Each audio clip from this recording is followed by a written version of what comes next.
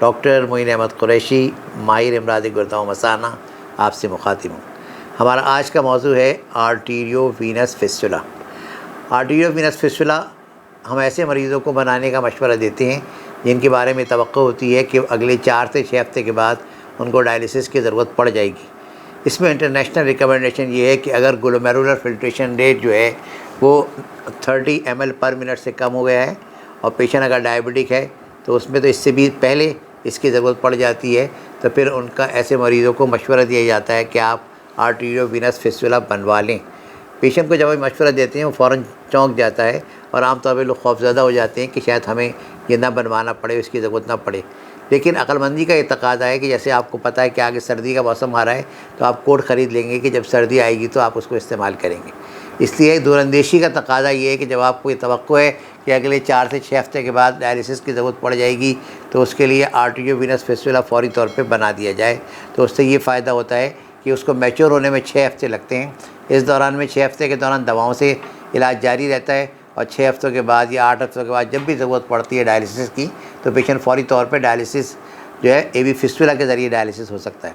इस सूरत में मरीज़ को अस्पताल में दाखिल होने की ज़रूरत नहीं पड़ती, किसी इमरजेंसी की ज़रूरत नहीं पड़ती। वो किसी भी डायलिसिस सेंटर में जाता है, वहाँ उसको एवी फिस्टुला में 2 सुइयाँ लगाई जाती हैं और उससे उसका आराम से उसका डायलिसिस का अमल हो जाता है। फिस्टुला में हम करते क्या है, एक बहुत छोटी सी सर्जरी है जो अंडर लोकल एनेस्थीसिया यानी सुन करके की जाती है।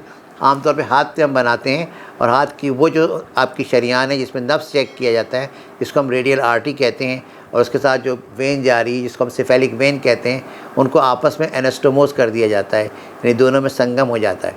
उसका मकसद क्या है कि नीचे जो आर्टरी है वो एक डीप स्ट्रक्चर है, उसमें प्रेशर ज़्यादा है, उसको आप बार बार प्रिक नहीं कर सकते वरना वो ब्लॉक हो जाए तो उसकी वजह से हाथ के नीला पड़ने के चांसेस हैं या हाथ की जो ब्लड सप्लाई है उसमें कमी वाक़ई होने का ख़तरा है। इसलिए जो नीचे की आर्टरी है जिसमें प्रेशर ज़्यादा है उसको हम सुपरफिशियल वेन के साथ मिला देते हैं ताकि सुपरफिशियल वेन के अंदर प्रेशर बढ़ जाए और अब आप किसी भी वेन को प्रिक करके फिर उसके ज़रिए से हाई प्रेशर ब्लड हासिल कर सकते हैं।